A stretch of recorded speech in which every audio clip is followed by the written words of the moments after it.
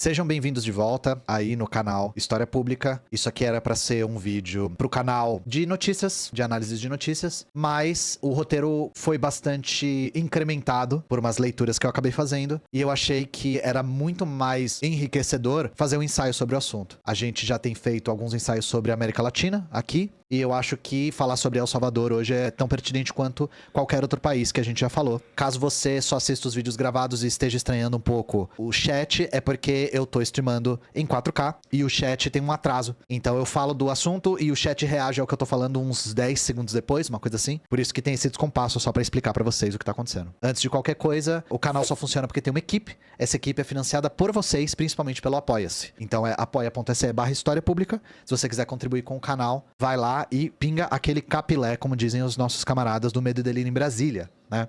E hoje a gente vai falar de El Salvador, esse país centro-americano, pouco conhecido. Se o Brasil já vira as costas para América Latina, para América Central vira mais ainda. E hoje a gente vai desde a independência até o atual presidente Nayib Bukele. O assunto era para ser só o Nayib Bukele, mas eu percebi que não dá para entender de maneira satisfatória quem é o Bukele, por que ele tá lá, sem entender uma história mais ampla de El Salvador. E aí, antes de começar aqui, eu tinha proposto um jogo pro chat. Eu quero que vocês, que entendem um pouco mais de história do Brasil, me digam, enquanto a gente estiver conversando aqui, quantos dos temas são idênticos aos da história brasileira.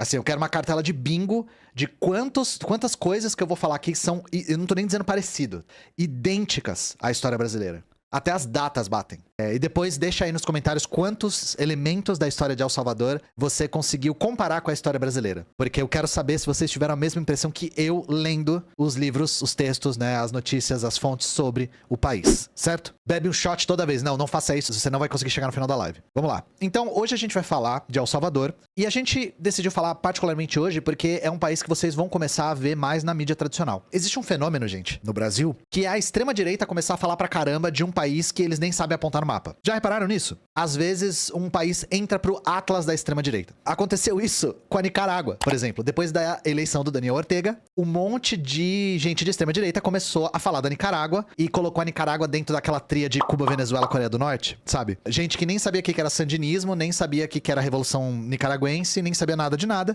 De repente, virou Cuba, Venezuela, Nicarágua pra falar de socialismo. E como a extrema-direita é toda trabalhada no lixo ideológico dos Estados Unidos, quando o Império decide que um país é inimigo, esse país vira inimigo dos bolsonaristas do dia pra noite. Então, outro país que entrou pro Atlas nazi-fascista, só que dessa vez como exemplo de uma coisa boa, né? Exemplo de um paraíso na Terra, foi El Salvador. Então, de repente, esse país do tamanho de Sergipe, no meio da América, virou a menina dos olhos da extrema-direita, junto com a Argentina. E talvez vocês saibam alguns dos motivos já, principalmente se o seu tio bolsonarista começou a falar de El Salvador do dia pra noite. Há muito tempo eu sou cobrado de falar desse assunto, e eu tava adiando. E por que eu tava adiando? Porque eu sabia que eu ia ter que sentar e estudar pra caramba. Eu sabia que isso ia acontecer, e isso aconteceu essa semana. Eu fiz esse ensaio em 3, 4 dias, nunca mais faço de novo, não valeu a pena pra minha saúde. Vamos lá. Recentemente a gente viu isso aqui. Isso aqui é uma das coisas mais cínicas que os estragos fudidos da América fazem, que é se colocarem como defensores de direitos humanos. E o Departamento de Estado dos Estados Unidos lançou um relatório sobre direitos humanos em 2024. E bom, para vocês verem que os Estados Unidos não se importam com direitos humanos, é só ver o que o Trump tá fazendo em Washington nesse exato momento, que é fazendo uma limpeza, expulsando pessoas, nos olhos dele, né? Expulsando as pessoas em situação de rua de Washington. E fazendo uma espécie de controle militar de Washington. Então, assim, os Estados Unidos não estão nem aí para os direitos humanos dentro do próprio país, quiçá fora do país. Mas por que esse relatório chamou tanta atenção para além do de sempre? Porque esse relatório apresentou uma piora na situação de direitos humanos no Brasil, com a violação à liberdade de expressão. O que é curioso que ele não apresenta uma piora na violação de direitos humanos quando o Bolsonaro cometeu um genocídio. Abre aspas aqui para o relatório. O governo do Brasil minou o debate democrático ao restringir o acesso a conteúdo online, acusado de minar a democracia, suprimindo desproporcionalmente o discurso de apoiadores do ex-presidente Jair Bolsonaro, fecha aspas. Ou seja, tá patente aqui, né? Eles colocaram nesse relatório mequetrefe porque um aliado está sendo julgado. E julgado muito lentamente por todas as atrocidades. Aliás, nem está sendo pelas atrocidades que ele fez, tá? Eu vou repetir isso aqui. O Bolsonaro não está sendo julgado pela pandemia, é um absurdo completo. Mas enfim. E todos vocês que acompanham aqui o canal sabem que essa palha assada é fachada para minar a posição do Brasil no BRICS. Só que tem uma outra coisa que chamou a atenção nesse relatório. O relatório também ou ignora ou passa pano para 3 países em específico que chamam bastante atenção. Hungria, Israel, país, né, entre aspas, Israel e El Salvador. Governo Trump diz não ter havido abusos significativos de direitos humanos em El Salvador. Abre aspas aqui para essa matéria que eu coloquei na tela. Os Estados Unidos afirmam que não houve abusos significativos de direitos humanos em El Salvador no último ano. A conclusão foi divulgada na última terça-feira, dia 12, em um relatório elaborado pelo governo republicano de Donald Trump. Então, assim, colocar El Salvador do lado de Israel e da Hungria é um recado bem claro. El Salvador é um aliado e tudo que o país fizer de errado será sumariamente ignorado pelo Departamento de Estado dos Estados Unidos. Por conta dessa pataquada, a gente decidiu, finalmente, falar de El Salvador de uma maneira mais aprofundada. E aí, como eu sentei para ler sobre o assunto, eu comecei a perceber que falar só de El Salvador contemporâneo não explica nada. Então a gente não vai falar só de El Salvador atual como era o plano.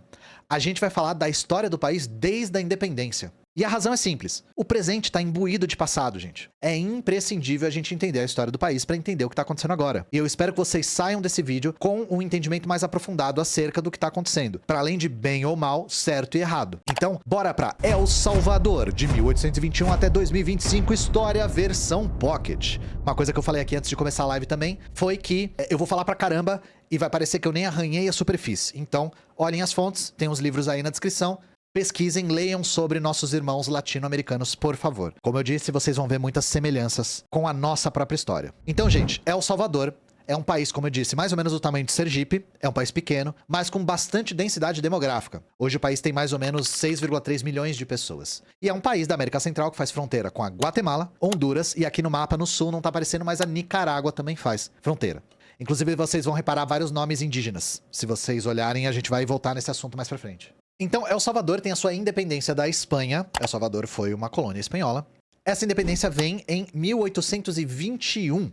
E em 1823, El Salvador entra por uma coisa chamada Federação Centro-Americana. Que é isso que vocês estão vendo aí na tela. Era um país formado por Honduras, Guatemala, Nicarágua, Costa Rica e El Salvador. Era um grande país na América Central. Não vou entrar nos méritos de o que aconteceu com a federação, mas em 1839, El Salvador sai da federação e se torna um país independente. E, durante a primeira metade do 19, o maior artigo de exportação desse país, que era agroexportador, principalmente, era o índigo. E o índigo é um artigo de exportação, é uma monocultura que foi muito popular no Caribe, na América Central, muito importante para fazer tintura, principalmente no contexto da indústria têxtil inglesa. A gente já viu um pouco sobre também a produção de índigo no Haiti, eu menciono um pouco. E o índigo é essa plantinha que vocês estão vendo aí para fazer essa cor que hoje leva o nome de índigo, inclusive. Só que acontece uma coisa, no meio do século XIX, a Alemanha começa a produzir tintas sintéticas. E as tintas sintéticas são muito mais baratas. Isso foi o primeiro baque para a produção de índigo. E o segundo foi a Guerra Civil nos Estados Unidos. Porque os Estados Unidos produziam algodão com mão de obra escrava. A Guerra Civil fez a produção cair. A produção caiu, a demanda por índigo caiu junto. Então a elite agrária local começou a gestar uma transição para outra monocultura que ainda tinha muita demanda. E é uma monocultura que a gente conhece muito bem. Café. Café. El Salvador, assim como outros países da América Central, transicionam para monoculturas de café. Monoculturas essas que, em boa parte, destruíram o meio ambiente da América Central. São monoculturas muito problemáticas para países tão pequenos. Água preta do capitalismo, exatamente. Eles começam a fazer a água preta do capitalismo do passado, que é o café. A água preta do capitalismo contemporâneo é a Coca-Cola, né? E aí o que acontece? Junto com a produção de café, essas oligarquias de café, porque eles precisavam de extensões de terra para cultivar café, em 1881 aparelham um Estado para fazer o começo do que seria o genocídio indígena. O genocídio indígena contemporâneo, né? O genocídio indígena já vinha desde a época da colonização espanhola, né? Mas o começo do que seria o quase completo extermínio das comunidades indígenas em El Salvador, que é abolir o regime de terra comunal. Então, se vocês entendem de história do Brasil, vocês vão lembrar que o Brasil, em 1850, teve uma lei de terras que determinou que para ter terra tinha que ter dinheiro para comprar. El Salvador fez a mesma coisa em 1881 por conta da monocultura de café. Então eles abolem as terras comunais indígenas e impõem a propriedade privada como única forma de obter terras. O que acontece? Milhares de pessoas ficam sem terra ou ficam com porções pequenas de terra e são obrigadas a trabalhar no cultivo de café. E tinha dois regimes que eram muito comuns em El Salvador nessa época. Um era escravidão por dívidas. Então a pessoa era forçada a ir pra lá. Pra ir pra lá, ela precisava contrair uma dívida, porque ela não tinha dinheiro pra se transportar, pra se alimentar, pra morar. Ficava endividada e trabalhava pra pagar essa dívida, ou seja, era escravizada. E tinha uma outra maneira de trabalho nessa época, que se vocês já estudaram Idade Média, mesmo que na escola, vocês vão lembrar que tinha um tipo de imposto que se pagava que era com trabalho. Os camponeses tinham que trabalhar de graça nas terras do seu senhor como tributo. O nome desse regime é corveia. E adivinha, um regime de corveia foi instaurado em El Salvador depois das leis de 1881. Então, gente, El Salvador transiciona por uma oligarquia cafeeira, monocultora, semi-feudal. O regime de corveia só vai ser abolido na década de 50. E porque ele estava atrapalhando o acúmulo de capital, não porque ele era imoral. Então, assim, a escravidão ficou generalizada em El Salvador. Isso aqui é a semente do que a gente vai falar ao longo de toda a live aqui. E vocês sabem muito bem que a gente só não ouve falar de grandes revoltas por questão de ideologia, né, gente? Ninguém sofre quieto, ninguém é escravizado quieto. Desde a escravidão nas Américas até esses regimes semifeudais, as revoltas camponesas foram muito numerosas. Então o final do século XIX e o começo do século XX foram marcados por inúmeras revoltas camponesas. Inúmeras revoltas camponesas. E o medo da oligarquia era o mesmo que as elites brasileiras tinham, dos camponeses tomarem o país e transformarem num Haiti. E aí o que acontece? Em 1911, El Salvador faz uma coisa que o Brasil já tinha feito desde a vinda da família real, que é a fundação da Guarda Nacional. Para que servia a Guarda Nacional? Ora, para armar um grupo que ia reprimir levantes camponeses. Era para isso. A Guarda Nacional é fundada para reprimir a população campesina que estava sendo escravizada e estava se revoltando. Então isso aqui é a semente de um segundo elemento de El Salvador que eu quero que vocês lembrem. O primeiro é oligarquia agrária brutal e o segundo é violência do exército e da polícia. Bom, com a crise de 29, El Salvador é acometido por uma coisa que acomete o Brasil também. O preço do café despenca. O preço do café despenca. Como El Salvador era muito dependente, né? A oligarquia era muito dependente da exportação de café, junto com a crise, vem junto um remanejo do cenário político. É aí que acontece um dos eventos mais interessantes da história da América Latina e que a gente conhece muito pouco. Em 1930, é fundado o Partido Comunista. O Partido Comunista salvadorenho, vinculado à Terceira Internacional, que era a Internacional Comunista, com sede na União Soviética, é fundado. E o membro mais notório do Partido Comunista, ele não é fundador, mas é o membro mais notório, é um cara chamado Agustín Farabundo Martí. Não tem relação com o Martí cubano, tá? O apelido do Martí era El Negro. El Negro. O Martí cresceu numa família rica de proprietários de terra, mas ele cresceu por conta disso rodeado de desigualdade social. Ele via a desigualdade social insana que existia em El Salvador. Via a família dele, que era dona de terra, e via os camponeses pobres. Fidel Castro tem uma história parecida, inclusive. Por conta da situação financeira, ele entra para a Universidade de El Salvador, e lá na universidade ele entra em contato pela primeira vez com a literatura anarquista e marxista, a literatura revolucionária. Depois da universidade, ele começa a participar de tudo que é greve e levante no país na década de 20 e ele vai preso. Depois que ele vai preso, ele é exilado, viaja pela América inteira praticamente, e ele volta para El Salvador, depois é exilado de novo, e aí ele se junta com um cara muito interessante e muito famoso, um cara chamado Augusto César Sandino. O Farabundo Martí lutou ao lado do Sandino na Nicarágua. O Sandino foi o líder da rebelião contra a presença militar dos Estados Unidos na Nicarágua, que foi justamente o que batizou os sandinistas, que finalmente derrubariam o governo do Somoza em 1979. Então vocês vão ver, essa é a primeira inspiração que a Nicarágua dá para El Salvador, e a gente vai ter uma outra inspiração que Nicarágua a El Salvador no futuro. Isso aqui é o que acontece. O Sandino inspira muito o Martí, mas segundo o próprio Martí, o que faltava no Sandino era um programa revolucionário. O Sandino era um nacionalista, ele nunca aderiu a um programa comunista revolucionário. Em 1930, o Martí volta para El Salvador entra pro Partido Comunista e vira líder do partido. Ele vira dirigente do partido. Bom, lembram que a gente estava falando sobre a crise de 29 e que isso causa um remanejo político? Eu não vou entrar em muitos detalhes, mas em 1931 acontece um golpe militar no país. Por conta desse golpe militar, começam revoltas espontâneas. Em 1932 acontece um levante de camponeses gigantesco. Gigantesco, por conta do golpe militar. E o Partido Comunista resolve aderir a esse levante gigantesco. Só que tem um problema, gente. O Partido Comunista tinha 2 anos só. 2 anos. Pra vocês terem uma ideia, a Revolução Russa demorou, grosso modo, 20 anos pra ser organizada. Então o partido não tinha aquele enraizamento no povo o suficiente pra conduzir a revolução. Eles tinham um trabalho muito importante, muito rico, mas era insuficiente. O Levante de 32 é reprimido duramente pela Guarda Nacional, que foi criada para esse tipo de coisa. E o Levante de 32 vira o que é conhecido como Matança de 32. Então, se vocês forem pesquisar sobre esse evento, é um evento fundamental para a história de El Salvador, isso está na memória coletiva deles muito vivamente.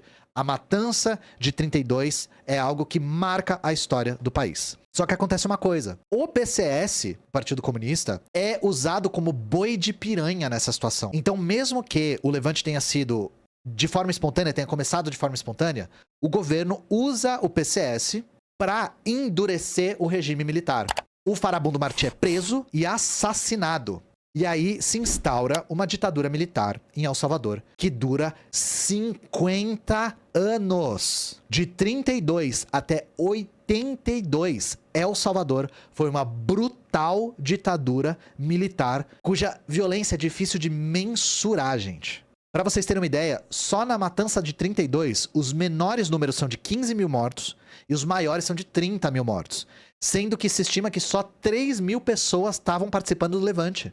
Então, a matança foi generalizada. Eles aproveitaram para limpar a sociedade de tudo que era subversivo. E uma das consequências mais trágicas desse episódio é isso aqui. O extermínio quase completo das comunidades indígenas Nahua. Nahua é um termo guarda-chuva, é que nem tupi no Brasil. Tem várias comunidades Nahua, cada uma com a sua cultura, sua identidade, a sua variante linguística e tal. Lembram da Lei de Terras de 81? Os indígenas eram vistos pela oligarquia fundiária como um problema para o desenvolvimento. A presença dos indígenas ainda, segundo eles, atrapalhava a expansão do café para todo o território. Depois do endurecimento do regime em 32, o governo organizou um etnocídio, tá? O governo aproveitou a situação para organizar um gigantesco etnocídio que chega em 1944 com a comunidade Nahua quase toda exterminada. Quase toda exterminada. Então isso aqui, alguns vão colocar como matança de 32, alguns vão colocar como etnocídio de 32. Focando no fato de que os indígenas foram alvos específicos para uma função específica. Enfim, a gente vai pular um pouco da história aqui para ir para as vésperas de quando a luta armada começa em El Salvador. Porque se eu for falar de todos os entraves políticos da década de 40, 50 e 60, a gente vai ficar aqui até amanhã. O que acontece? A gente chega na década de 60 com uma certa industrialização do país e com um regime militar que começou a tolerar mais ou menos uma oposição controlada. À exceção de um partido, o Partido Comunista. O Partido Comunista foi ilegalizado e permaneceu ilegal até sempre. Permaneceu ilegal até sempre. Então, o PCS sempre foi clandestino, mas nos anos 60 tem alguns partidos de oposição controlada. Outros partidos participavam das eleições e tal, mas sempre tudo supervisionado pelas Forças Armadas e as Forças Armadas sempre como chefe de governo. Bom, o problema é que a gente chega na década de 70 com uma nova crise do café. A gente chega com 80% da população na pobreza. A gente chega com taxa de desemprego que flutuava entre 30% e 50%. E, de novo, por conta do estopim da crise, a década de 70 é palco de novas mobilizações populares. E o que acontece? Em 1972, os partidos de oposição, mesmo que controlada, chegam com muita força nas eleições. E o partido de oposição ganha as eleições. E o que os militares fazem? Eles fraudam. Eles fraudam as eleições. Não vou entrar no mérito de todos os nomes de todos os candidatos, tá? Pra não confundir vocês. Aqui é uma história que é um panorama geral. Tô dando as balizas históricas pra vocês entenderem. E a fraude de 72 inaugura uma nova fase na história do país, que é a fase de aumento, ao mesmo tempo, de repressão e aumento de movimentos sociais. Porque o que aconteceu nessa época? Quando os militares perdem a eleição, eles suspendem os resultados e uma ala de jovens militares que eram pobres e que se identificavam mais com os camponeses do que com os militares da alta cúpula, se insurge para tentar impedir isso. E eles são reprimidos. A partir dessa repressão, o endurecimento da violência acontece na década de 70 e os movimentos sociais começam a se organizar cada vez mais. E nessa época, já existiam alguns, mas nessa época surgem a maior parte dos grupos de extermínio. Grupos de extermínio. Os primeiros grupos de extermínio surgem por conta da Revolução Cubana, que coloca uma pressão gigantesca em cima de El Salvador, principalmente do ponto de vista dos Estados Unidos. E aí você me pergunta, Ian, quantos grupos de extermínio existiam em El Salvador? Se você não tá olhando pra tela, olha pra tela. E aí eu, Ian, sou eu, respondo, sim. Todas essas organizações que estão na tela são grupos de extermínio. O mais antigo é de 61 e os mais recentes são da década de 70. Eu vou chamar a atenção pra alguns nomes aqui. Dá uma olhada nesse aqui, ó. Forças Armadas de Liberação Anticomunista Guerra de Eliminação. Por que ele tem esse nome todo truncado? Porque eles queriam a sigla Falange. Falange, caso vocês não saibam, era o exército fascista da Espanha na Guerra Civil. Então nós tínhamos a Falange, a gente tinha aqui, deixa eu ver se eu acho, aqui ó, Organização Democrática Nacionalista Ordem, é uma das maiores, essa é a mais antiga, e nós temos aqui a Mão Branca, União Guerreira Branca, ou Mão Branca. Vocês estão aí com o bingo? Vocês estão anotando? Eu falei pra vocês traçarem paralelos com a história do Brasil, vocês estão aí anotando? Espero que estejam. Então, assim, dá pra vocês terem uma noção do nível de repressão que El Salvador passava nesse período? Era assim, era matar a população e foda-se. Só que, do lado dos movimentos sociais, os sindicatos estavam crescendo muito. Lembra que eu falei que tinha uma certa industrialização nessa época? E as organizações camponesas estavam crescendo muito. Só que tem um fenômeno muito interessante que acontece em El Salvador. Uma das coisas que influencia muito as organizações revolucionárias que vinham aparecer no futuro foram as comunidades eclesiais de base, os SEBs. A gente já falou no canal Ian Neves, né, o canal sobre notícias, sobre o Concílio Vaticano II. O Concílio Vaticano II, que foi a abertura da Igreja Católica para o mundo. E na América Latina ele teve uma influência gigantesca, principalmente com a teologia da libertação, que vocês que entendem de história do Brasil sabem que também fez um papel importantíssimo no combate à ditadura militar. Só que em El Salvador, as comunidades eclesiais de base, formadas pela teologia da libertação, por conta do Concílio Vaticano II, talvez tenham sido bem mais influentes e talvez tenham sido bem mais perseguidas. A teologia da libertação trouxe esse olhar da Igreja Católica para as questões sociais. As comunidades eclesiais de base, os SEBs, eram os organismos que executavam esse trabalho social. Em um país muito católico e muito desigual, as comunidades eclesiais de base foram a primeira experiência de muita gente em organização popular. Muitos camponeses se organizaram pela primeira vez nos SEBs. E eu não preciso nem falar pra vocês que os grupos de extermínio e o governo militar não gostavam nada disso. Inclusive, eles taxavam os SEBs como marxistas, mesmo eles não sendo nada marxistas. O que acontece é que, na década de 70, junto com a repressão, um monte de padre, de freira, gente identificada ou não com a teologia da libertação, começa a ser perseguido, preso, torturado, até estuprado e assassinado. Um dos lemas dos grupos de extermínio era: seja patriota, mate um padre. Gente, a violência contra os eclesiastas nessa época em El Salvador eu não vou descrever. Eu não vou descrever. Se vocês quiserem ver, procurem nos livros, porque é muito extremo. De verdade. É de uma covardia o que os militares faziam, que é difícil até de conceber. Não que tenha sido tão diferente aqui no Brasil, é que, aparentemente, em El Salvador, pelo que eu consegui ler, foi em maior escala. E isso, gente, foi a semente, surpreendentemente, da luta armada. Os próprios guerrilheiros acreditavam as comunidades eclesiais de base como sendo as primeiras organizações que inspiraram eles a se armar. Não que eles defendessem armamento, não que os eclesiastas defendessem armamento, mas é que a violência era tão grande e a desigualdade era tão grande que eles não conseguiam ver saída, senão isso. E isso ia culminar na Guerra por Libertação, que durou toda a década de 80. E a luta armada em El Salvador foi inspirada também em outras duas coisas: a Revolução Cubana e a Revolução Sandinista na Nicarágua. Lembra que eu falei que o Farabundo Martí aprendeu também a se organizar militarmente com Sandino? De novo, a Nicarágua inspirou os guerrilheiros salvadorenhos para fazerem o levante que duraria toda a década de 80. E aí a primeira coisa a respeito da luta armada é o seguinte: onde é que estava o Partido Comunista? Qual foi o papel do Partido Comunista na reorganização da luta armada? Primeiro, depois da matança de 32, teve uma ala cada vez maior do partido que estava absolutamente convencida de que a luta armada estava fadada ao fracasso. O Partido Comunista meio que aderiu a uma resistência não armada, digamos assim, à ditadura militar. Só que a situação no país não estava dando trégua. E aí o secretário-geral do partido, que é esse cara aqui, o Salvador Caetano Carpio, ele era o secretário na época, sai do Partido Comunista e funda uma nova organização. Uma organização armada chamada Forças Populares de Libertação, FPL. A FPL ia ser por bastante tempo a maior organização político-militar de El Salvador. E eu tô falando dela por conta disso, porque os comunistas lideraram por bastante tempo a maior organização militar, política, armada de El Salvador. Só que quem dera que fosse simples assim. Quem dera que a história de El Salvador fosse simples assim. Porque da mesma maneira que os grupos de extermínio se multiplicaram, as organizações armadas se multiplicaram também, tá? E o maior problema que eles tiveram que enfrentar na década de 70 foi o sectarismo. Então assim, gente, pra vocês terem uma ideia, a gente tem 5 organizações armadas revolucionárias para vocês verem a situação do país. Então aqui na tela a gente consegue ver BPR, FAPU, LP28. Isso aqui são só algumas das organizações armadas. Eu vou colocar uma tabela mostrando quais são as organizações, quais são os braços armados e o que aconteceu com elas. Porque se eu ficar falando sigla por sigla, não vai ajudar nada. Mas vocês têm que saber que tinha muitas, que elas divergiam em tática, principalmente, em tática revolucionária, e que o sectarismo foi um problema muito grande. E aí, a pergunta que ficava era, como que a gente une tudo isso numa derrubada definitiva da ditadura? E a resposta é, talvez eles nunca tenham conseguido. E vocês talvez consigam chegar nas próprias conclusões vendo o que aconteceu, né? Talvez o próprio sectarismo, talvez a própria diversidade de organizações e a dificuldade de união foi o que impediu a revolução de ser mais bem-sucedida. O que acontece aqui, no final da década de 70, com tudo isso que eu falei, na falta de um motivo para um estopim definitivo para uma guerra, o governo deu vários, tá?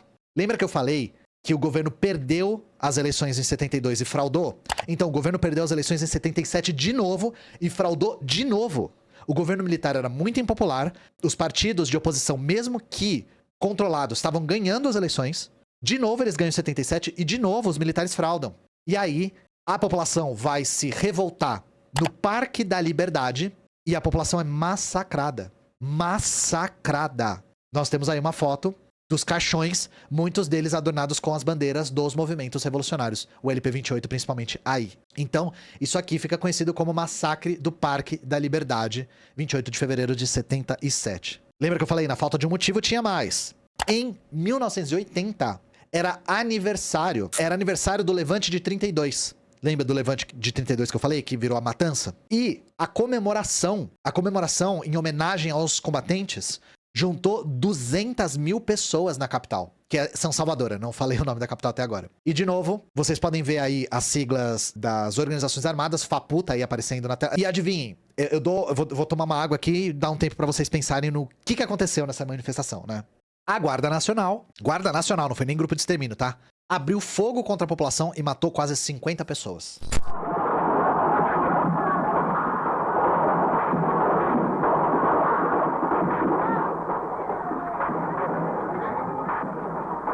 Mantener la calma, compañeros. La calma y la disciplina revolucionaria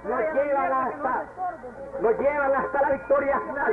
Compañeros, mantengamos las filas. Calma, decirle porque es histérico. La calma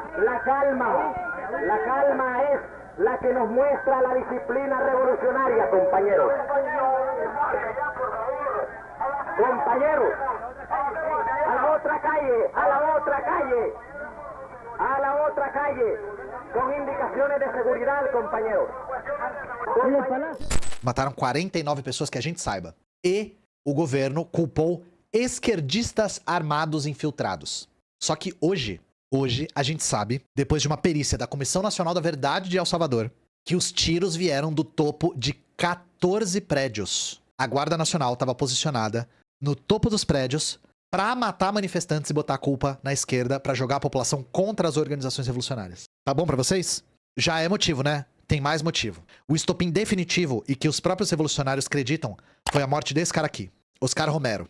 O assassinato do Oscar Romero foi de uma covardia, gente, que, assim, juntando todo esse caldeirão de revolta da população, isso aqui foi uma das coisas que entornou o caldo. O Monsenhor Romero, hoje é São Romero, né, ele foi canonizado, era um dos padres mais populares da teologia da libertação, um dos caras que mais se opunha à ditadura militar e à desigualdade social, né, e ele foi assassinado em 1980, em março de 1980, mesmo ano da manifestação de 200 mil pessoas, por um atirador de elite enquanto ele celebrava uma missa. E o cara ser assassinado, assim, por um atirador de elite no meio de uma missa. Eu preciso explicar pra vocês por que isso, pra uma população muito sofrida, muito pobre e muito católica, foi o estopim pra uma guerra? Não precisa, né? E depois, muito tempo depois, uma investigação constatou que ele foi morto por um atirador de elite treinado nos Estados Unidos e que o mandante tinha sido esse cara aqui. E eu só tô colocando a foto dele porque ele vai aparecer de novo, tá? Roberto Dalbuisson, não sei como é que se pronuncia o nome dele. Esse cara encomendou para um atirador de elite a morte do Monsenhor Romero. Então, isso tudo fez com que, em outubro de 1980, de uma vez por todas, fosse fundada a organização armada mais importante da história de El Salvador e talvez uma das organizações armadas mais importantes da história da humanidade. Prestem atenção nessa aqui. Essa aqui eu quero que vocês lembrem o nome. FMLN. A Frente Farabundo Martí de Libertação Nacional, em homenagem ao comunista morto na matança de 32. Essa organização é o que foram os sandinistas para Nicarágua, por exemplo. Organização importantíssima e igualmente problemática. E problemática no sentido de ter muitos e muitos problemas internos. A FMLN era formada por 5 outras organizações revolucionárias, que eu vou pedir pro Robson colocar a tabela que eu pedi pra ele fazer na tela. A gente levantou dos livros quais organizações compunham, quais eram as suas táticas e como foi formada a FMLN. Se eu falar todas as siglas, vocês vai entrar por uma orelha e sair pela outra. Então a gente vai pôr na tela. Se você quiser ver, pause o vídeo e dá uma olhada aí. Só saiba que justamente a variedade de organizações, principalmente se você está olhando aí na tela, a ERP, causou sectarismo constante dentro da FMLN e, como eu falei, talvez esse sectarismo nunca tenha sido superado, talvez. E o Salvador Caetano Carpio, que era o cara que saiu do Partido Comunista para fundar uma dessas organizações, dirigente comunista, se tornou comandante da FMLN. E, em janeiro de 81, ele faz o seguinte chamado: chegou o momento de darmos início às batalhas militares e insurrecionais decisivas para a tomada do poder pelo povo e para a constituição de um governo democrático revolucionário. Convocamos o povo para se erguer como um só corpo, com todos os seus meios de combate, sob as ordens de seus líderes imediatos, em todas as frentes de batalha e por todo o território nacional. O triunfo definitivo está nas mãos deste povo heróico. Revolução ou morte, venceremos. Salvador Caetano Carpio, 1981. No início de 81, a FMLN começa uma ofensiva geral e tratora o governo de El Salvador. Eles tratoram tão feio o governo de El Salvador que deu a impressão pra muita gente, tanto pra FMLN quanto pro governo, de que eles iam ganhar a guerra ali, no primeiro ano. Porque eles eram muito organizados, eles eram muito bem armados, porque eles assaltaram todos os postos de armas da Guarda Nacional e eles tinham muita adesão popular. A FMLN ia no campo e já tinha gente das organizações há muito tempo lá. Então chegavam os guerrilheiros e a população já sabia quem era. Eles conseguiram tomar essas regiões do campo, que já estavam organizadas há um tempão, do dia pra noite. E como vocês acham que eles conseguiram manter a guerra por tanto tempo sem apoio da população? Vocês acham que a comida vinha da onde? Vocês acham que as roupas vinham da onde? Os suprimentos vinham da onde? Vinha do povo. A população apoiou muito. Então, a organização da FMLN, a experiência militar aprendida com os cubanos e com os sandinistas e o apoio maciço da população fez com que a FMLN fosse muito bem sucedida. E, no mesmo ano, Cuba começa a enviar ajuda para o lado dos revolucionários. Com treinamento, com dinheiro e supostamente com arma também. Eu não consegui confirmar isso. Eu vi fontes que falam coisas opostas. Falam que o envio de armas foi inventado pelos Estados Unidos, falam que o envio de armas foi real. Não importa, pra mim tem que enviar arma mesmo e foda-se, tinha que ter enviado. Se enviou, tá certo. Esse é o meu ponto, tá? E aí o que acontece, gente? Ué, por que então a FMLN não conseguiu derrubar o governo ali, naquela hora? É que existe uma coisa na América, né? Existe uma coisa na América que a gente chama de estragos fudidos da América. Recentemente o Jimmy Carter morreu. E o Jimmy Carter foi tido como o único presidente que não foi imperialista, digamos assim. Gente, o governo de Jimmy Carter enviou 10 milhões de dólares pro governo militar. Assim que a FMLN começou a quase tomar o país, quem interveio pra ajudar e segurou foi o governo Jimmy Carter. Então, sai pra lá com esse negócio de que existe presidente bom dos Estados Unidos. Não existe. O Jimmy Carter ajudou tanto a Guarda Nacional quanto o governo e os Esquadrões da Morte com recursos. Só que no ano seguinte da guerra, o governo troca para um cara que a gente já falou bastante aqui, chamado Ronald Reagan. E o Ronald Reagan, no lugar de só conter a União Soviética, ele passou a querer reverter a influência soviética. E ele aumenta o auxílio de 10 milhões para 25 milhões. E ao longo de mais de uma década, o governo Reagan ia fazer chover dólar no governo de El Salvador. Gente, chover dólar. Então, a gente pode dizer, sem medo de errar, o que segurou a revolução da FMLN em El Salvador foi os Estados Unidos da América. Foi o governo do Ronald Reagan. Da mesma maneira que ele interveio com toda a força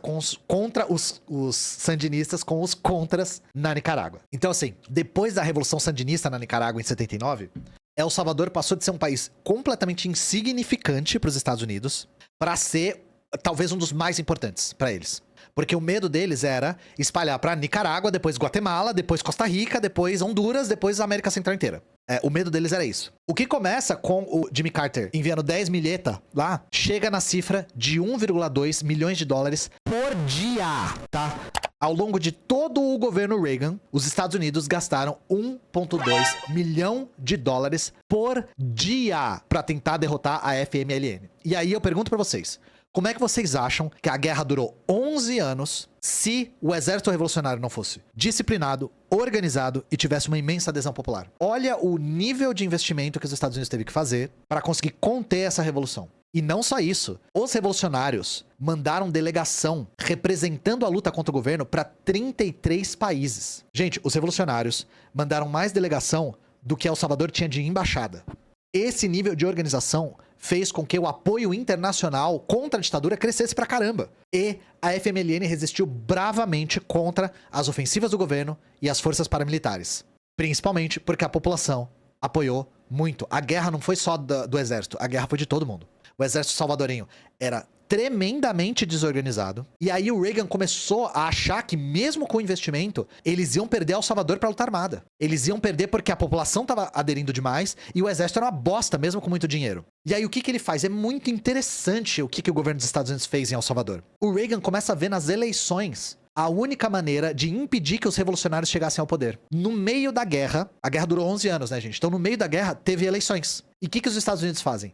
Eles decidem irrigar com muita grana o Partido Democrata Cristão, que era um partido moderado, digamos assim. Porque o que eles estavam calculando aqui? Se a gente conseguir fazer eleições, entre aspas, democráticas, e os democratas cristãos vencerem, acaba a ditadura militar, entra um partido moderado, esse partido pode ser controlado por nós, não precisa ser mais uma ditadura militar, e aí a população para de aderir com tanta força à Revolução Armada. O que eles estavam enxergando é, um governo moderado poderia apaziguar os ânimos revolucionários. Eles queriam que o exército perdesse o apoio popular. Só que surgiu um problema. Em 82, os militares buscam apoio nas oligarquias fundiárias. Os militares, com medo de perder a guerra, começam a buscar apoio nos donos de terra. E esses donos de terra, assassinos, magnatas, brutais, fundam um partido chamado Aliança Republicana Nacionalista, cuja sigla é ARENA. Vou dar um tempinho pra vocês pensarem sobre essa sigla. E quem era o líder da ARENA? Esse cara aqui. Esse cara que encomendou a morte do Monsenhor Romero, ele virou o líder da ARENA, que era um partido de extrema-direita, assassino, fundado por militares e oligarcas. Dá pra inventar uma porra dessa? Então, os Estados Unidos acham que se a ARENA começar a ganhar as eleições, o povo vai olhar e falar, foda-se, é luta armada, porra. É um monte de militar maluco, com um monte de oligarca maluco, é luta armada, é FMLN na cabeça. E aí os Estados Unidos começam a bater cabeça com a oligarquia. Então, vocês entendem como os interesses estavam em conflito nessa época? Só que aí os Estados Unidos atocham tanto dinheiro no cu dos democratas cristãos que quase que eles vão parar na lua. E aí eles vencem as eleições. Marca o fim da ditadura militar que tinha começado em 32. Por isso que eu falei 50 anos de ditadura militar. E o que marca o fim dessa ditadura militar? Democratas cristãos que venceram as eleições porque os Estados Unidos quis. E os democratas cristãos são incapazes de recuperar o país e de encerrar a guerra. A tática dos Estados Unidos não funciona. A guerra se estende até o final do mandato do Reagan. Então, eu não vou entrar nos detalhes da guerra. Teve altos e baixos, problemas internos da FMLN, muitos. Teve o suicídio estranhíssimo do Salvador Caetano Carpio, que era um dos comandantes e tal, comunista e tal. Não vou entrar nos méritos, a guerra teve muitos altos e baixos. E mais ou menos os salvadorenhos aprenderam a conviver com ela, né? mais ou menos tendo que lidar com lugares tomados pelo exército revolucionário, outros pelo governo, com eleições meio estranhas, todas super controladas por forças externas, um pouco de medo de esquadrões da morte demais, né? Mas, assim, conviveram com a guerra por 11 anos. E aí a guerra chega no impasse. A guerra chega na década de 90 num impasse, numa trava que não vai nem pra um lado nem pro outro. E tem alguns fatores que explicam esse impasse. Nem o triunfo dos revolucionários, nem o triunfo dos Estados Unidos. O primeiro fator foi o declínio da União Soviética. O declínio da União Soviética fez com que a, entre aspas, ameaça de El Salvador virar Cuba de novo ficasse bem diminuída. Os Estados Unidos sabiam muito bem do sectarismo dentro da FMLN. Eles sabiam que mesmo se a FMLN ganhasse, não era garantia de que El Salvador ia virar comunista. Ia virar socialista, o que seja. Porque não tinham só organizações socialistas dentro. O segundo fator, e esse fator foi muito importante, porque foi o decisivo, assim, foi a troca do governo Reagan pro Bush. E justamente por conta da ameaça reduzida da União Soviética e da transferência do eixo de atenção dos Estados Unidos do socialismo pro terror islâmico, né, que começou com o Bush pai, os Estados Unidos literalmente cortam o dinheiro. Eles cortam o dinheiro pra El Salvador e foda-se. E aí o governo de El Salvador falou, sem a ajuda dos Estados Unidos a gente não vence a FMLN. E aí o governo chama a FMLN pra conversar. Eles querem começar a negociar uma paz democrática, uma paz que demora 2 anos de negociação, um pouco mais de 2 anos de negociação. E era uma paz que devia ser mediada pela ONU. E vocês que não são ingênuos nem nada, sabem muito bem que a ONU é um braço do imperialismo, não é esse órgão neutro que se pinta. E por que as negociações demoraram tanto? Porque a FMLN não estava conseguindo vencer a guerra também. Então eles estavam querendo negociar uma paz que era porque a maior parte da população já queria. As pesquisas da época apontam 70%, 80% da população a favor da paz. Que é assim, é difícil, sem o apoio popular fica difícil, né? Qual que era o maior impasse? Por que demorou tanto? A FMLN não sabia o que fazer com as Forças Armadas. E assim, se você tá meio boiando na aula, bota um asterisco nisso. A FMLN estava insatisfeita com o que seria feito com as Forças Armadas depois da paz negociada. Até essa época, gente, ainda havia forças paramilitares no começo da década de 90. Ainda tinha grupo de extermínio. Os militares não tinham sido responsabilizados por toda a violência da década de 60, 70 e 80. E uma das propostas da FMLN é abolir as Forças Armadas. E vocês entendem o porquê? 50 anos de ditadura militar, um monte de grupo de extermínio, Guarda Nacional reprimindo a população. O que vocês acham que essas mesmas Forças Armadas iam fazer depois da paz? Claro, a FMLN sabia que a proposta de abolir as Forças Armadas não seria aprovada. Mas era pra mostrar, assim, que é tipo, se a gente não tiver uma mudança radical das Forças Armadas, a gente não negocia paz nenhuma. E aí, o que eles conseguem com a negociação? Justamente porque os Estados Unidos tirou o auxílio, o governo teve que sentar pra negociar. Eles conseguiram, número 1, redução do tamanho das Forças Armadas, praticamente pela metade. 2, limitação do papel das Forças Armadas à segurança do território nacional. 3, revisão do treinamento dos militares. 4, processo de depuração de soldados e oficiais. 5, eliminação da Polícia Nacional, da Guarda Nacional e da Polícia Fazendeira, substituída por uma Polícia Nacional Civil que ia ter membros da FMLN. E por último, uma reforma no sistema judiciário e uma reforma eleitoral, tá? A FMLN conseguiu isso tudo. E aí, gente, pode parecer que a FMLN conseguiu muito. Mas vocês conseguem ver que a maior parte das demandas diziam respeito às Forças Armadas? Vocês conseguem ver isso? O sistema econômico, que foi o que fez a guerra começar, permaneceu intocado. Então vocês estão entendendo o papel perverso que a ONU fez aqui? Era garantir um suposto ganho para a FMLN, mas sem encostar nem na sombra do principal problema, que era o modelo econômico do país. Então pode parecer, nossa, olha como eles conseguiram um monte de reforma nas Forças Armadas. E daí? Isso era a superfície do problema. E tem uma outra questão, né, gente? A ajuda do Reagan, essa ajuda de 1,2 milhão de dólares por dia, não veio de graça. Durante a década de 80...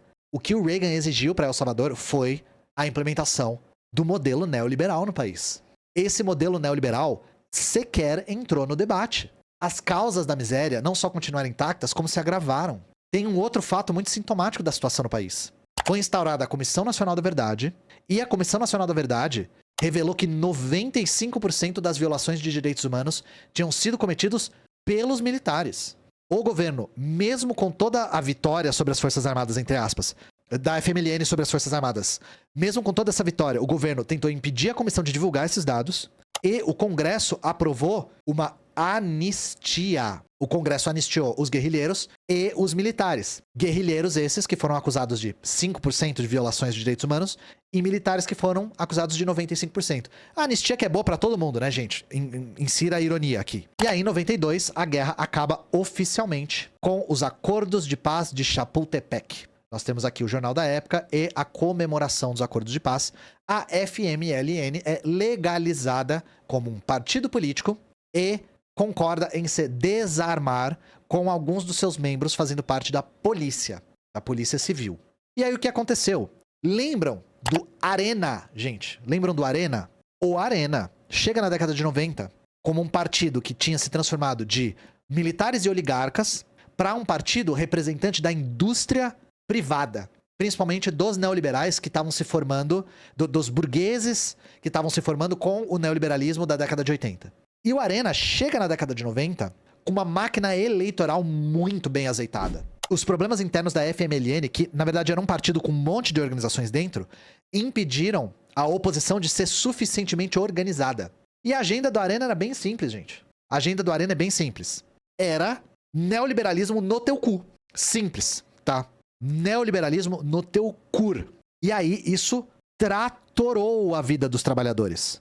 O que tinha de indústria estatal foi privatizado, a demissão foi em massa, o desemprego voltou a crescer pra caramba, e é na década de 90 que o crime organizado começa a crescer vertiginosamente no país.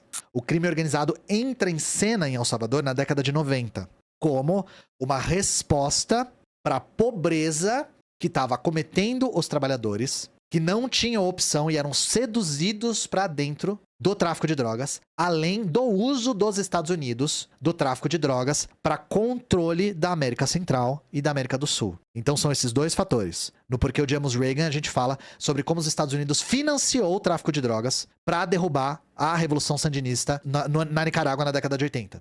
Esse guerra às drogas pra fora e financiamento por baixo também fez de uma das suas vítimas El Salvador. As drogas entram com toda a força, o tráfico entra com toda a força, o crime organizado entra com toda a força e por conta da pobreza começa a aliciar a juventude. É aí que nascem as pandilhas. Pandilhas, grupos organizados de criminosos e traficantes. Então, a Arena ganha a década de 90 inteira, o governo, faz uma política de terra arrasada neoliberal em El Salvador. E é no começo dos anos 2000, junto com a Onda Rosa, que a FMLN, que era um partido social-democrata, começa a ter chance de disputar as eleições. Os números da FMLN começam a melhorar nos anos 2000, porque a gente vai partir para a história contemporânea de El Salvador, com a vitória da FMLN na presidência da República com esse cara aqui, Maurício Funes. Em 2009, o Maurício Funes ganha as eleições em El Salvador. E o Maurício Funes era um jornalista que tinha entrado no partido fazia 2 anos só. Então, vocês conseguem entender como é que a FMLN passou de uma organização revolucionária para um partido social-democrata? Eles usaram a boa e velha tática eleitoreira para chegar no poder. Lançaram a candidatura de um aliado conhecido em vez de um quadro do partido. E o governo do Funes foi o primeiro governo de esquerda da história de El Salvador, gente. A história da América Latina é surreal, né? E bom, o governo social-democrata é marcado pelo quê? Programas de distribuição de renda. O governo Funes começou com uma popularidade imensa no primeiro ano e foi caindo gradativamente no decorrer do mandato, como é bem natural de social-democracia. E a causa da queda é dificuldade gigantesca encontrada para implementar os programas sociais. Mesmo aprovando, ele não conseguia implementar. O governo da FMLN recebeu uma situação bastante complicada do período da Arena. O período da Arena fez uma coisa que colocou o governo da FMLN numa sinuca de bico, que foi, como eu falei, era um governo neoliberal e o que eles faziam era isenções de impostos. E essas isenções de impostos foram dadas às principais empresas privadas do país, o que fez com que o país arrecadasse menos do que precisava. Então, por que isso em El Salvador é tão prejudicial? Por que diminuir tanto a arrecadação em El Salvador é tão prejudicial pros programas sociais que o Funes queria implementar? Porque desde 2001, El Salvador é uma nação dolarizada. O dólar é moeda corrente em El Salvador. Então El Salvador não emite moeda soberana. El Salvador precisa de arrecadação para gastar. Então vocês entendem, num país que não tem moeda soberana, a arrecadação é muito importante para gasto. Em país com moeda soberana não é bem assim, a política muda um pouco. Não que a arrecadação não seja importante, mas não é a mesma coisa. Então, o neoliberalismo ANCAP da Arena, que isentou de imposto as empresas, fez com que não tivesse recursos para implementar programas sociais. E tem um outro problema. Essas grandes empresas começaram a investir muito em turismo, começaram a lucrar muito com turismo, os bancos começaram a lucrar muito e o Estado ficou sem capacidade de conseguir implementar programas sociais. Foi um sistema que, assim, a gente estava chamando de Robin Hood às avessas quando a gente estava escrevendo o roteiro. E isso fez com que El Salvador pedisse empréstimos internacionais, fazendo a dívida crescer. A dívida atingiu um montante de 10 bilhões de dólares. Para um país que nem o Brasil, 10 bilhões de dólares é uma dívida baixa. Para El Salvador, que é um país pequeno, com 6,3 milhões de pessoas só, é um valor muito alto. Só para vocês terem uma ideia, vamos ver uns números aqui. Ó, gente. Em 2009, que é o ano que o Funes assume, o PIB de El Salvador era 12 bilhões de euros. A dívida externa era mais da metade do PIB do país. E aqui tá em queda por conta da crise de 2008, tá? Justamente, um país que não tem moeda soberana, que é dolarizado, sofreu muito com a crise dos Estados Unidos. Então, sem ter soberania monetária, o dólar flutua nos Estados Unidos por qualquer motivo, o PIB das nações dolarizadas cai também. Olha só, caiu 2,1% em 2009. Isso é dado de país em guerra. E aí, o Funes fez uma coisa assim, para tentar segurar o governo, ele começou a entregar postos-chave do governo para nomes aceitos pelo mercado financeiro. O ministro da Fazenda era da Associação de Banqueiros de El Salvador, pra você ter uma ideia. O ministro da Fazenda era da Associação de Banqueiros. As indicações começaram a ser negociadas com os partidos de direita por conta da situação difícil. Os avanços do governo Funes foram importantes, tá? Ele deu muita atenção à pecuária, a indústria de laticínios ficou bem mais rentável. De fato, ao longo do governo Funes, o PIB de El Salvador cresceu estavelmente, chegando a 3,2% ao ano, que é bastante até. Só que, lembra que eu falei que a desertificação neoliberal da década de 90 fez com que surgisse o crime organizado como um fator de aliciamento da juventude? O governo teve um puta problema para enfrentar a criminalidade e as pandilhas. Essas facções que controlam o tráfico de drogas foram um puta de um problema para a FMLN o tempo todo. E essas facções não cresceram à revelia da direita, elas cresceram com a anuência da direita. A gente vê, numa das matérias aqui que a gente levantou, a gente tem denúncias de ligação entre partido de direita, a polícia e narcotraficantes. Teve até político preso, teve até político aparecendo morto, tá? Político da Arena assassinado aí em terreno baldio, depois de denúncia. Assim, o que a gente consegue ver é que o crime organizado começou a infiltrar a política e infiltrou pela direita, né? Isso fez também, gente, com que os assassinatos do país começassem a se assemelhar à época da guerra, tá? E tem um problema muito grande. Os assassinatos acontecem em El Salvador e a polícia simplesmente não investiga. Pode ser porque não pode ser porque não quer. 80% dos casos de assassinato foram arquivados. Os governos da Arena lucraram pesado com a ação das pandilhas, tá? E aí, o que o governo Funes tentou fazer? Tentou aumentar o policiamento. Tentou profissionalizar a polícia. E o número da criminalidade não caiu. Os números não caíram, gente. Aí, aqui a gente vai ver a semente do período de El Salvador que tá acontecendo mais ou menos até agora, né? O crime organizado estava fazendo os assassinatos serem mais ou menos do mesmo nível que a Guerra Civil, que é um absurdo completo, assim. O governo tentou profissionalizar a polícia e isso não aconteceu, a polícia civil. O que acontece? Setores da sociedade começam a pressionar o governo para reabilitar os militares. E aí, ó, agora vocês estão entendendo por que eu quis contar a história inteira? Vamos recapitular aqui. El Salvador funda uma Guarda Nacional em 1911 para reprimir levantes camponeses. Em 1932, surge uma ditadura militar que dura 50 anos. Os militares têm diversos grupos de extermínio e dominam o país completamente.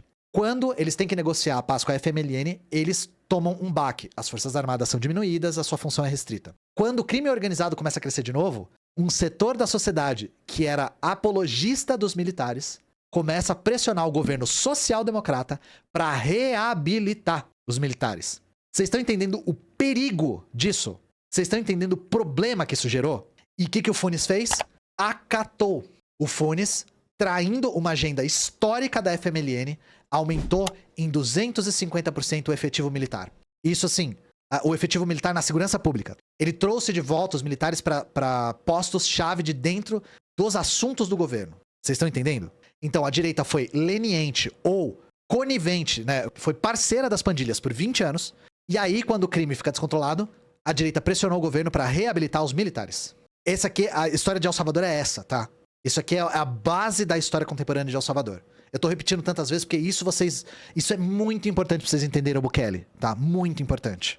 E vocês estão entendendo que se eu não falasse isso tudo, ia ficar alguma ponta solta, ia ficar tipo... Tá, mas o que os militares têm em El Salvador? Qual que é a história deles? Qual que é o papel deles? Agora vocês sabem. Bom, em 2014, o sucessor do Funes é eleito também, que é o Salvador Sánchez Serén. E dessa vez o cara era um nome histórico da FMLN. Esse cara aqui foi guerrilheiro. Ele era um quadro histórico. E qual foi o principal assunto dessa eleição? Controle do crime organizado. Foi o principal discurso do Sánchez, era rigor no enfrentamento às gangues e o crime organizado. E é lógico, gente, é lógico que isso tinha que estar no centro. A população estava vivendo num regime de terror. Os territórios controlados por essas facções são terríveis. A pessoa pode ser assassinada por pegar o ponto de ônibus no lugar errado, por estar andando na hora errada no lugar errado. E a burguesia começou a se incomodar com o descontrole das gangues. Por quê? Lembra que eu falei que El Salvador começou a investir muito em turismo? Como é que você faz turismo com um país controlado por gangues? A burguesia vinculada ao setor hoteleiro, setor de turismo, começou a pressionar o governo para acabar com as gangues porque os turistas não estavam indo. A gente tem gráficos da diminuição da rentabilidade no setor, assim, visíveis, principalmente no governo Sánchez. Foi o Arena que fez com que a economia de El Salvador ficasse tão dependente do turismo, por conta da agenda neoliberal, né, gente? Para que industrialização? Para que setor-chave na mão do Estado? Não, turismo. Serviços. Lucro rápido e imediato. E aí, a união da crise de 2008 num país dolarizado, junto com o crime organizado, fez com que o setor de turismo ficasse muito, muito prejudicado. O descontrole das gangues atrapalhou muito a recuperação. E ninguém pode acusar tanto o Funes quanto o Sánchez de não terem investido na área, tá? Eles investiram.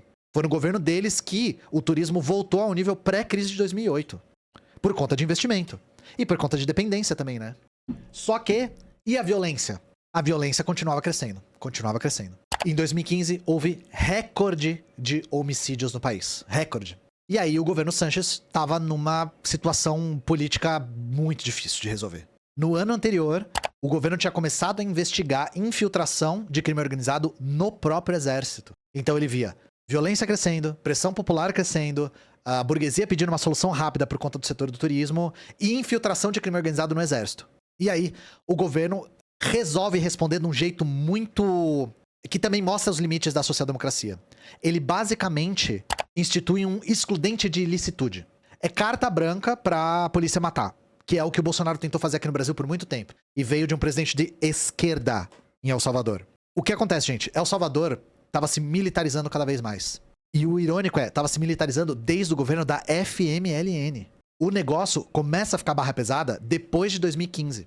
Foi o que eu falei, criança e adolescente aliciado pro crime pra caramba. A violência policial começa a aumentar muito. Só de você ser pobre, você podia ser parado, revistado, questionado, detido, morto, né? Vocês sabem como é que é. Parecido com o que acontece no Brasil. Talvez numa escala mais extrema até. E aí, esse projeto político de repressão, aumento do poder da polícia e do exército, vai tomando forma em El Salvador. E esse salve geral aí que o governo Sánchez deu foi, assim, o início do fim, digamos assim. O início do retorno dos militares ao poder no país. Só que, muito social-democraticamente, vocês acham que porque os governos da FMLN favoreceram tanto os militares nessa luta contra as pandilhas, as Forças Armadas começaram a apoiar a FMLN? Diz aí, chat. Quando o Lula apoiou os militares durante seus 2 mandatos, os militares passaram pro lado do Lula? O Lula não mexer muito com os militares agora no 3º mandato tá fazendo os militares serem lulistas? Não, né? Quem abandona a pauta máxima pela mínima fica sem nenhuma, né? Vocês acham que os militares iam apoiar a FMLN, que combateu a ditadura por 11 anos e depois conseguiu reduzir o efetivo e cortar tantos privilégios? Então, gente, as tensões com os militares já estavam crescendo desde 2012. Porque, por mais que o Funes tenha usado os militares para tentar conter as gangues, ele, por exemplo, proibiu os militares de homenagear os condenados por crime de guerra. Então, assim, sabe o Bolsonaro falando Viva Ustra, sei lá o quê? O Funes falou, não vai ter essa palhaçada aqui não. Então rolou uma espécie de... Ele dilmou um pouco, assim, ele cutucou os militares na parte que mais incomoda eles, que é a memória. Então, assim, pra usar uma expressão idiomática aí, o governo Funes e o governo Sánchez deram asa pra cobra, gente. Aumentaram o papel dos militares na sociedade. E não eram apoiados politicamente pela caserna. Não eram. As semelhanças com o Brasil ficam patentes, tá? Então, assim, a gente chega no final do governo Sánchez sem diminuir sensivelmente a desigualdade social, com avanços econômicos, né, mais modestos, como todo social-democrata, e com a criminalidade ainda comendo solta no país. E aí, nessa conjuntura, a direita volta a ter força e os militares voltam a ter força cada vez mais com políticas repressivas. E aí, junto disso, isso aqui é psicodélico, tá, gente? Junto disso, o governo da FMLN começa a enfrentar isso aqui. Odebrecht só pagou campanha feita por João Santana em El Salvador após intervenção de Lula, diz delator. Gente, o governo começou a ser investigado pela Lava Jato. Sim, a mesma Lava Jato, tá? É a mesma Lava Jato. A mesma Lava Jato começou a investigar o governo do Sanches. Por conta do marqueteiro do Lula. Como é que tá o bingo El Salvador Brasil de vocês? Aparentemente, a Odebrecht pagou a campanha que elegeu o Funes em 2009. Mas enfim, né? Por isso que eu falei que a coisa ficava lisérgica. Aí o Sanches depois foi acusado de desviar 350 milhões de dólares de empresas salvadorenhas e tal. Mas mesmo com a procuradoria do país desvinculando o nome do Sanches do caso de corrupção, mesmo o nome dele não tá dentro da investigação, ele ficou sendo conhecido como o maior corrupto de toda a galáxia. Nem lembra ninguém, né, gente? Um cara que teve corrupção no seu governo, mas que teve o nome desvinculado desse esquema, ficar conhecido como sendo o maior corrupto da galáxia, vocês nunca ouviram essa história antes, né? E sabe por quê que essas coisas se repetem? Porque é imperialismo, gente. É imperialismo, isso aqui é intervenção externa. Corrupção é usada no lugar da guerra ao terror, no lugar da guerra contra o comunismo, como o cavalo de Troia para derrubar governos democraticamente eleitos. Perdão, gaguejei. Corrupção. Achei que o vídeo era sobre El Salvador. Então assim, a gente chega nas eleições de 2019 com a FMLN desmoralizada pra caralho. A direita tava fortalecida e os militares estavam participando da política como eles não participavam desde 92. E, assim, a violência em El Salvador, gente, é fora do normal. Ó, aqui a gente tem El Salvador. É o segundo país, segundo esse relatório de 2017, é o segundo país mais violento. O primeiro era a Venezuela. Não é pra menos. O bloqueio dos Estados Unidos jogou a Venezuela numa crise fodida. Então, assim, a violência lá era de 60 homicídios por 100 mil habitantes, gente. É uma coisa estratosférica. Estratosférica. Aí, de novo, pra surpresa de ninguém, em 2019 o combate às pandilhas foi a tônica. E é aí que a gente entra na braba. Porque aí surge uma figura. Surge um outsider, chat. E por outsider, vocês já podem ver que tipo de cara ele é. Vocês que ouviram falar que o Bolsonaro era outsider, o Trump era outsider. E sim, eu peguei a foto que ele tá com a roupa mais ridícula possível, com esse óculos de construção civil. É o Nayib Bukele, o presidente topzera de El Salvador. Se você acha que a Argentina foi o primeiro a ter um cara com aparência estranha e ideologia ANCAP, não foi. El Salvador veio antes. Parece o Ali Di, sim. Ele parece o Ali Di pra caralho. Quem é o Bukele? O Bukele é filho de imigrantes palestinos. O que, assim, que ironia, né, chat? Ele nasceu ricaço e ele era publicitário. O Bukele, rico, não tinha nada pra fazer, mas entrou na política, né? E ele entra na política na FMLN, porque ele dizia que os pais dele eram de esquerda e que ele sempre foi de esquerda radical. Então, assim, a Terra plana capota demais, né, gente? E aí, pela FMLN, ele primeiro ganha pra prefeitura de Nuevo Cuscatlán e depois ele vira prefeito da capital. Ele vira prefeito de São Salvador. E ele é expulso da FMLN por agredir uma mulher, uma militante.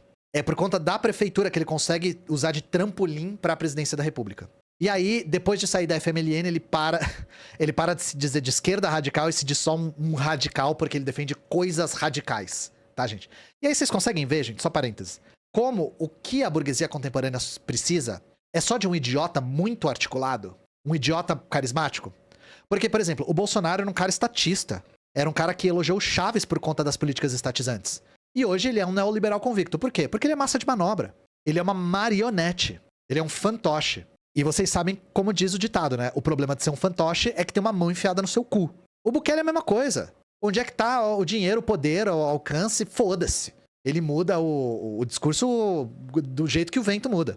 Aí ele entra pra um outro partido chamado GANA, que é a Gran Aliança por la Unidade Nacional. E é com essa sigla que ele vence as eleições de 2019. Derrotando a Arena e a FMLN. Meio nos moldes, assim, de o Bolsonaro derrotando o PSDB e o PT. Porque ele é o primeiro presidente eleito que não era nem da Arena, nem da FMLN.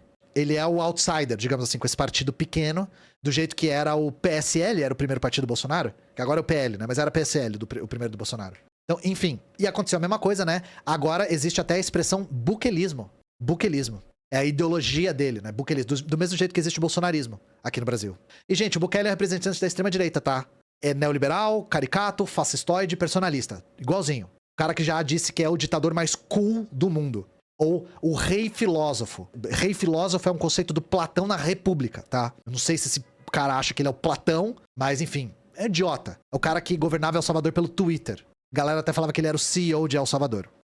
E a primeira coisa que fez com que ele se projetasse muito como uma figura esquisita, digamos assim, no cenário internacional, foi isso aqui, que eu vou falar só de passagem porque é peculiar, assim. El Salvador se torna o primeiro país a adotar Bitcoin como moeda legal. El Salvador tinha um problema com a dolarização. E o Bukele fez o quê? Ele criou uma moeda soberana? Não. Bitcoin. Legaliza o Bitcoin. Inclusive, ele botou a geotérmica, porque El Salvador tem vulcões, né? Pra minerar Bitcoin. E aí, pra surpresa de ninguém, isso aqui aconteceu. Por que El Salvador decidiu abandonar cripto como uma moeda oficial depois de 4 anos? E, gente, sabe por quê? Não é porque a população estava se recusando a usar esta merda. Não é porque isso estava prejudicando a economia do país.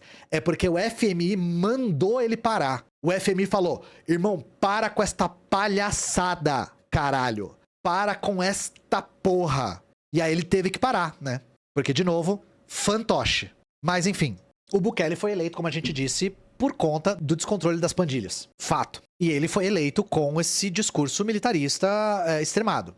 O que ele fez? Uma coisa que já vinha sendo feita. Ele intensificou a militarização da sociedade. Então, primeira coisa, o Bukele fez um acordo com as Forças Armadas.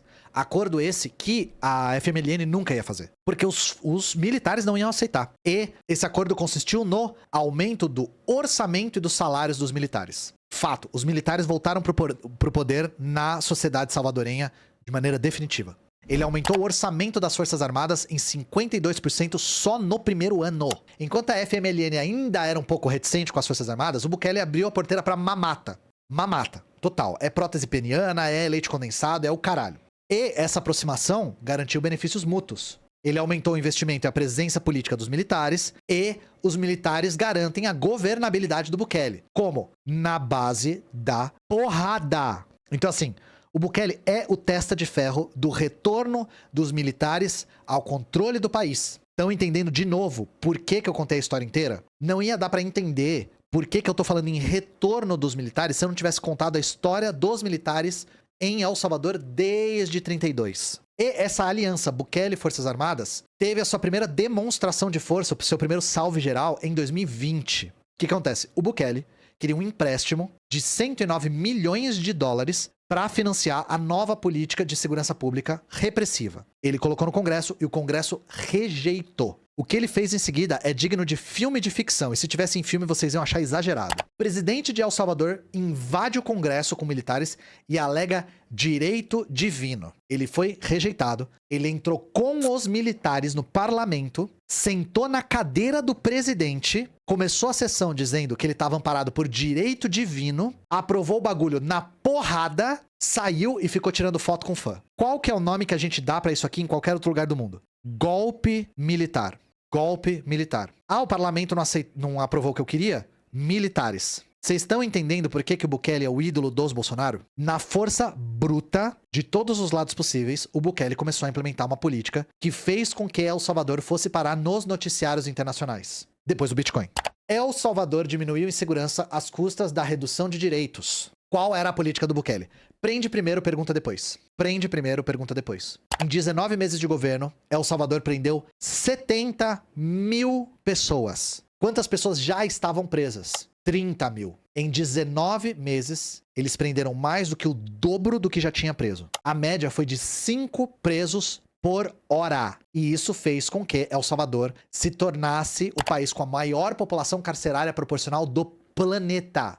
1.086 detentos para cada 100 mil habitantes. 2% de toda a população está presa. E tem um problema. As entidades que estão investigando essa situação dizem que 1 em cada 3 são pandilheiros. Os outros 2 ou não são pandilheiros ou são inocentes. Então, assim, a extrema-direita fala o tempo todo assim: é só você não matar e não estuprar que não vai preso. Lembra do Bolsonaro falando isso? Em El Salvador não é assim não, tá? Em El Salvador você pode ser preso só por ser pobre. Em El Salvador você pode ser preso só por estar no lugar errado. Ou, pior, as pessoas que mais são presas são as que vivem em comunidades que são dominadas pelas pandilhas. Você é punido 2 vezes. Pela violência do crime e pela violência da polícia. Só por morar lá. O seu crime é ser pobre. E o que fez com que escalasse tanto? Porque os delegados de polícia estão sendo estimulados a prender mais. O governo recompensa quem prende mais. Aí é lógica de meritocracia, né, gente? Prende todo mundo e foda-se. Uns eram pandinheiros mesmo. Com certeza eram. Só que o problema é, o custo é alto pra cacete, né? É quase aquela lógica, se a gente prender todo mundo não tem mais crime. E, que fique muito claro aqui, o objetivo primário do Bukele não é enfrentar a criminalidade. O objetivo fundamental do Bukele é instaurar uma ditadura militar. É fazer com que aqueles mesmos militares que estavam doídos do que aconteceu depois das negociações de paz voltassem pro poder aos moldes do que eles queriam. Liberdade individual, presunção de inocência, quem é culpado, quem é inocente, não importa. Não importa. Problema social pro Bukele é na porrada, pras Forças Armadas é na porrada e é o jeito deles voltarem pro poder, sem serem questionados pela população. E por que eu tô dizendo com tanta certeza que o Bukele não quer enfrentar a criminalidade? Porque a causa primária da criminalidade é a pobreza. E a pobreza aumentou durante o governo Bukele. De 2019 até 2023, a pobreza aumentou de 26,8% para 30,3%. E óbvio que teve a pandemia no meio. Mas você acha que o Bukele fez alguma coisa para resolver a desigualdade?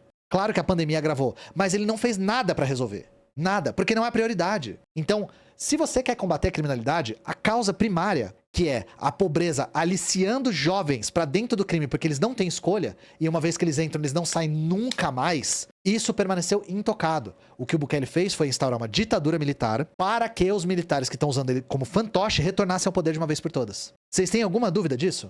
Regime de exceção de Bukele sufoca gangues em El Salvador, mas dá poder absoluto à polícia e militares. O Bukele é o testa de ferro dos militares. E o problema é, uma política que é só repressiva tende a não durar pra sempre, gente. Se a causa do crime organizado não é resolvida, isso tende a ter data pra acabar. Só que uma vez que os militares chegaram no poder, eles não saem nunca mais. Aí beleza. Os militares tinham um plano, né? Eles tinham um projeto. Mas aí vocês me perguntam, e a burguesia? Onde é que estava a burguesia de El Salvador nessa história? Então, a burguesia salvadorenha estava sofrendo com os descontroles das pandilhas por conta do turismo. Lembram disso? Então, essa burguesia vinculada ao setor do turismo estava pressionando o governo para resolver essa questão para o turismo voltar. Dono de hotel, restaurante, resort, estava sofrendo perdas por conta da fama de perigoso que El Salvador tinha. E a resolução foi a mesma que o Bukele está fazendo. É na porrada. Por quê? Porque é uma solução que não implica aumentar salário, não implica ampliar direito social, não implica comprometer os ataques aos direitos dos trabalhadores que o neoliberalismo sempre fez. Lembrando que essa burguesia é filha do neoliberalismo. E aí, o que sobrou pra essa burguesia? Pra resolver o problema do turismo? Porrada. Porrada. E deu certo. Deu certo. A porrada deu certo. A renda do turismo voltou a crescer, ó, aqui em 2022. A renda do turismo voltou. Aqui a pandemia, né, fez essa queda vertiginosa. E a porrada fez voltar a crescer. Só que tem um problema. E as pessoas pobres? O que estava acontecendo por conta disso aqui? Além dos pobres às vezes serem presos só por serem pobres, isso aqui tá causando gentrificação. As áreas estão sendo cercadas pro turismo. Ah, aqui só uma imagem da gentrificação aqui, ó. Mostrando o prédiozinho que está sendo construído perto das áreas turísticas, expulsando os trabalhadores. Caso você não saiba, gentrificação é o aumento do valor de uma área, obrigando a população pobre a sair dali. E aí esse espaço fica elitizado, o que é perfeito pro turismo. E para onde vão os trabalhadores? Pra puta que pariu. E não só os moradores estão sendo afastados. Os vendedores ambulantes e autônomos estão sendo afastados também. Tá rolando uma espécie de higienismo nessas áreas. Então, claro, a renda do turismo aumentou. Mas isso importa para a população? A população colhe os frutos disso aqui? Inclusive, muito pelo contrário. Então, assim, a ditadura militar comandada pelo Bukele transformou o país num presídio gigantesco para trabalhadores e um paraíso para turista gringo e especulador imobiliário. As pessoas estão perdendo casa, vendedor ambulante está perdendo o trabalho e um monte de inocente está sendo preso. A concentração de renda está aumentando vertiginosamente e pobre, se reclamar, é preso. E aí, quem vai fazer alguma coisa? E para onde estão indo esses milhares e milhares e milhares e milhares de novos presos? Para mega prisões. Lembra que o governo já tinha... Lembra que o país, perdão, já tinha 30 mil presos quando o Bukele assume? Só essa prisão que eu tô mostrando na tela comporta 40 mil. Só uma prisão comporta 40 mil. Os Estados Unidos é a maior população carcerária do mundo em números absolutos. Mas em números relativos é El Salvador. E assim, pra você que tá convencido de que tá certo, o vagabundo tem que se fuder mesmo, calma. Calma, é pra ter calma. Uma pessoa morre a cada 4 dias sem ser julgada nas prisões de El Salvador. Você só pensa isso porque não é nem você nem algum membro da sua família que foi preso a troco de nada e morreu na cadeia. Quantas pessoas que estavam presas eram realmente culpadas? A gente não sabe. A gente não sabe, elas não tiveram julgamento. Desde o estado de sítio que foi decretado em 2022, 188 pessoas morreram sob custódia de estado. Quem era inocente? A gente não sabe. E isso garante o quê? Lucro para rentista do mercado imobiliário e dono de rede de hotel. E se você denunciar? Bom, se você denunciar, Nayib Bukele, como aumentou a pressão contra críticos do governo em El Salvador. Se você denunciar, pau no seu cu. 40 jornalistas já foram expulsos de El Salvador por criticar o Bukele, sem falar nos que foram acusados de corrupção para serem perseguidos com lawfare. Além do Sanches, que foi preso, o ex-presidente da FMLN, que foi preso também acusado de corrupção, tá? Um caso totalmente de lawfare à la Lula. Então, assim, essas denúncias de corrupção bizarras estão sendo feitas para opositores do governo e foda-se. Não é uma novidade liderança de esquerda sendo presa ou assediada com acusação de corrupção. Só que, claramente, a prisão do Sanches foi para intimidar a FMLN. Foi para mostrar, ó, se vocês voltarem a se opor, agora a gente tá numa ditadura militar, a gente tá num estado de exceção. A gente não vai poupar bala contra vocês. E você pode dizer, beleza, tem inocente sendo preso? Tem. Tem gente sendo expulsa das suas casas? Tem. Tem jornalista sendo preso e acusado? Tem. Mas, pelo menos, tá acabando com as facções. Investigação encontrou elo entre Bukele e gangue dos Estados Unidos MS-13, que talvez seja maior. Aparentemente, o Bukele vem fazendo acordos com as facções criminosas para que a facção garanta a diminuição de mortes e o Bukele garante privilégios, inclusive nas prisões, para essas organizações que são aliadas. Aparentemente, isso vem acontecendo. E aparentemente, os jornalistas que estão denunciando isso estão sendo exilados, digamos assim. E até agora, o governo não falou sobre esse assunto. E isso aqui não é novidade para nós que somos brasileiros, porque acordos com facções criminosas aconteceram já, inclusive nesse estado de São Paulo que eu moro. Esse aqui é um dos que foi revelado. Vamos ver se aparece mais. Surge a probabilidade do Bukele sequer estar enfrentando as facções. O que ele pode estar fazendo é modificar a maneira como as facções atuam. E, de novo, os salvadorenhos quase não sabem disso, porque ele reprime a imprensa. Outras coisas que fez com que o Bukele se tornasse ídolo dos bolsonaristas. Lembra que ele tinha sofrido oposição no parlamento? Ele reduziu as cadeiras do parlamento de 84 para 60. Para quê? Para tentar construir maioria. Outra coisa que ele fez, que é o sonho dos Bolsonaro. Ele aposentou compulsoriamente 1/3 dos juízes do Supremo Tribunal deles lá. Para quê? Para construir maioria. Ele tá controlando a imprensa, o judiciário e o parlamento. A base é a política com os militares, fazendo com que ele controlasse a sociedade na porrada e o restante no golpe, digamos assim. E não teve outra. A união disso tudo fez com que o Bukele fosse reeleito com 80% dos votos. E o partido dele ganhou 54 das 60 cadeiras no parlamento. Isso é a ditadura do Bukele, que a gente não faz a menor ideia de até onde vai. E o que ele propôs no final do primeiro mandato? Bukele capacita presos para reconstruir El Salvador. Vamos falar em bom português aqui. O Bukele está sugerindo escravizar os presos. As obras de infraestrutura vão ser realizadas por presidiários sem remuneração. Lembrando que tem gente que foi presa que nem foi julgada, tá? Então, assim, hoje a gente tem 111 mil presos no país, 40 mil num mega presídio, e agora o Bukele promete transformar o país num grande canteiro de obras de pessoas escravizadas. Isso aqui é o sonho de qualquer neoliberal. Acabar com o CLT, pejotizar, já pensou em escravidão? Então, assim, ele é um publicitário playboy que foi o testa de ferro de militares para criar uma ditadura para defender os interesses de uma burguesia neoliberal, usando o medo das facções para conseguir fazer o que ele queria num país que estava refém do crime. A criminalidade caiu? Caiu. Mas a gente não faz a menor ideia do quanto é as prisões, o quanto são os acordos. E é inegável o custo que isso teve. De novo, se você é a favor disso, é porque você não é uma das pessoas que é pobre e foi presa porque não fez nada. Foi preso e ainda corre o risco de ser escravizado por não ter feito nada. Então, a população está sendo enganada, acredita que o país está sendo libertado das gangues, o Bukele está ganhando apoio popular junto com o partido dele, que é a lá Bolsonaro, né? O PL também foi aparelhado pelo Bolsonaro, ao mesmo tempo que qualquer oposição é reprimida e foda-se. E aqui no Brasil, a extrema-direita tá querendo fazer experimentos à la Bukele. Por isso que eu quis contar essa história toda pra vocês. Porque quando a extrema-direita fala em fazer o que ele tá fazendo lá, vocês vão entender exatamente todos os elementos. E a gente tem aqui militares que aceitariam isso imediatamente, tá? Vocês acham que a nossa burguesia, os nossos militares não topariam esse esquema na hora? Um esquema de prende primeiro, pergunta depois escraviza? E aí vamos lá pro começo, voltando. Lembram do relatório dos Estados Unidos que falava não teve abusos de direitos humanos em El Salvador? O Trump falou isso dias depois disso aqui acontecer em El Salvador. Congresso de El Salvador decide que o presidente pode se reeleger indefinidamente. Gente, se o Chaves se reelege, é tirano. Se o Maduro se reelege, é tirano. Xi Jinping, então... Agora, o Bukele aprovar uma lei de um parlamento que ele aparelhou para ele se reeleger indefinidamente, democracia. Democracia. Isso aqui é perfeito para a burguesia e para os militares. Enquanto o Bukele for cúmplice desse projeto, tá ótimo. E os americanos estão felizes com ele lá. E aí, no mês de março, o Trump ventilou a ideia de começar a mandar criminosos violentos dos Estados Unidos pra El Salvador. Ou seja, o Trump quer transformar El Salvador num grande Guantánamo. E o Bukele tá de boa. Tá de boa. Os Estados Unidos não vai ficar denunciando o El Salvador como uma ditadura militar que é. Mano, manda pra dentro. Dentro. A gente resolve. Ah, mas é inocente. Foda-se. Agora o Bukele tem mais um grande aliado na figura do Trump. Inclusive, o Trump tem todas as razões do mundo pra se aliar com o Bukele. Agora que ele quer deportar em massa os latino-americanos, aí ele usa as prisões de lá.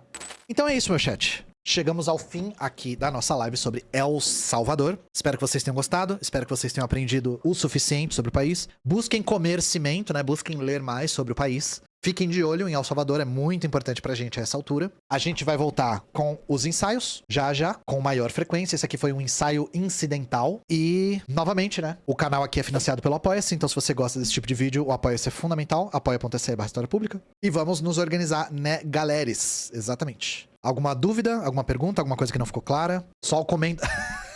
Só o cimento liberta, exatamente. Vamos comer cimento, só o cimento liberta. Como que não fica desesperado e desmotivado com tudo isso? Vamos tirar a inspiração da FMLN guerrilheira, que mostrou o poder que a organização popular tem e que conseguiu bater de frente com o maior império da face do planeta, fazendo eles sentarem pra negociar. Existe alguma saída pra El Salvador? Eles mesmos já apresentaram a própria saída. E essa FMLN jogador petezou, então, foi o que eu falei no comecinho, né? O sectarismo sempre foi um grande problema. O Partido Comunista dentro da FMLN foi... Não o Partido Comunista, né? Mas a ala comunista dentro da FMLN teve um monte de problema. Teve assassinato em situação suspeita. Teve suicídio em situação suspeita. Oposição interna, assim. Uma das 5 organizações, um dos exércitos, quando saiu da FMLN, se aliou com a extrema-direita. É foda, assim, a história... Bom, vocês vão ter que ler os livros pra ver todas as nuances. Mas é isso, gente. Nunca mais eu faço um ensaio em 3 dias. Isso não é legal de fazer. E já, de novo, no canal de ensaios a gente tá de volta. Então, é isso. Beijo no coração de vocês. Fiquem bem e até a próxima.